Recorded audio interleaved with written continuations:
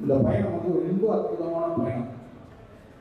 அது கவி பேரரசுடையும் ஒரு வசந்தபவன் ஹோட்டலில் போய் இடம் கிடைக்காம சாப்பிட்டு பக்கத்தில் உட்காந்துட்டு ஒரு தொழிலதிபரோட உட்காந்து பேசுறதாகட்டும், உங்களை பற்றி தானே சார் அவ்வளோ சொல்லியிருக்காரு, நீங்கள் எங்கே இருந்து வாழ்க்கையை தொடங்குனீங்க அப்படின்னா. நானும் அப்படித்தான். எப்போதான் தீபாவளி பொங்கல் வரும் இட்லி சாப்பிடலாம் அப்படின்னு நினைச்ச ஒரு குடும்பத்தில் இருந்து பார்த்தோம்னா, நான் நிறைய சம்பாதிச்சு செருப்பு வாங்கி போடணும், கலர். ஏன்னா தீபாவளி அன்னைக்கு ஒரு ட்ரெஸ் எடுத்து கொடுப்பாங்க, அது யூனிஃபார்ம் எடுத்து கொடுப்பாங்க. கலர் ட்ரெஸ்ஸஸ் நிறைய சம்பாதிச்சு வாங்கணும் அப்படின்னு கடவுள் கொண்ட மனிதர்கள் நாங்கள்லாம். அதே மாதிரி தான் இங்கே உள்ளவர்களுக்கும் நிறைய கனவுகள், நிறைய பிரச்சனைகள், நிறைய கஷ்டங்கள், நிறைய துக்கங்கள், நிறைய சந்தோஷங்கள்.